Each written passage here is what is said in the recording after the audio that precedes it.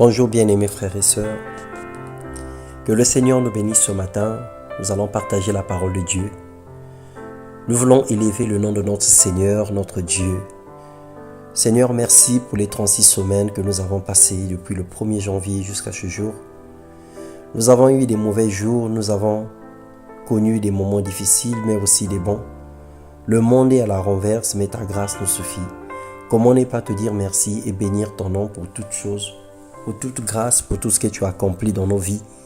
Nous t'élevons et nous te glorifions au nom de Jésus-Christ. Ce matin, nous allons partager la parole de Dieu comme tous les jours. Et le thème de notre méditation, c'est le pré-bilan. Parce que il nous reste 16 semaines pour terminer l'année. Et nous voulons aujourd'hui faire un pré-bilan.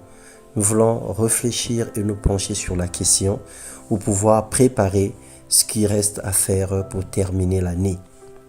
Dans Néhémie, le chapitre 1, le verset 4, la première partie, la Bible déclare « Lorsque j'ai entendu ces choses, je m'assis, je pleurais, et je fus plusieurs jours dans la désolation. Je jeûnais et je priais devant le Dieu des cieux. » Néhémie avait constaté une situation difficile dans sa ville, dans son pays.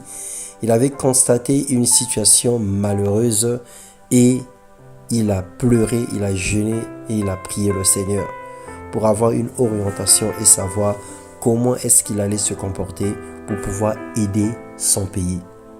Chaque nouvelle année, principalement le 31 décembre, ou après même le 31 décembre, donc les premières semaines de janvier, nous faisons des plans et projets pour l'année nouvelle. Demandons des choses à Dieu, faisons des concessions, se repentons, proclamons les choses positives pour notre vie. C'est normal, c'est bien tout ce que nous faisons. Déclarer les choses, prophétiser sur nos propres vies, car nous sommes nous-mêmes les propres prophètes de notre vie et nous pouvons appeler à l'existence des choses qui n'existent pas au travers de nos déclarations. Seulement, au bout de quelques semaines, plusieurs oublient leurs résolutions. Plusieurs changent de priorité, se désorientent et perdent la pédale. Plusieurs ne se rappellent même plus de déclarations qu'ils ont faites le jour même du 31. Au regard de ce que nous vivons, oublions leur compromis avec Dieu. Plusieurs, j'allais dire, se désorientent et perdent la pédale.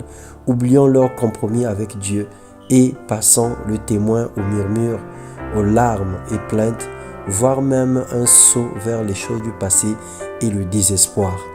Et donc, au regard de ce que nous vivons et du temps qui reste pour finir l'année, où en sommes-nous avec nos résolutions? Qu'est-ce que tu avais dit à Dieu en début de cette année? À quel niveau es-tu arrivé aujourd'hui? As-tu obtenu les désirs profonds de ton cœur? As-tu obtenu la moitié de ce que tu demandais? N'as-tu encore rien obtenu? C'est à toi de faire le pré-bilan pour voir qu'est-ce qui ne va pas. N'attends pas la fin d'année pour regretter tout ce qui s'est passé parce que le Seigneur est le maître des temps et des circonstances. Il est capable de changer les choses pour les jours restants pour terminer l'année. La Bible déclare que lorsque vous pécherez, je vous disperserai parmi les peuples. Mais si vous revenez à moi et si vous observez mes commandements et les mettez en pratique, alors quand vous serez exilés à l'extrémité du ciel, de là, je vous rassemblerai et je vous ramènerai dans les lieux que j'ai choisis pour y faire résider mon nom. Néhémie 1, le verset 8 à 9. Il est temps, bien-aimé, de faire le pré-bilan et revoir nos priorités. Toutes choses concourent au bien pour ceux qui aiment Dieu. La crise mondiale et les autres circonstances que nous connaissons actuellement ne peuvent pas arrêter le plan de Dieu pour nos vies ou pour tout un chacun de nous. Romains 8, 28.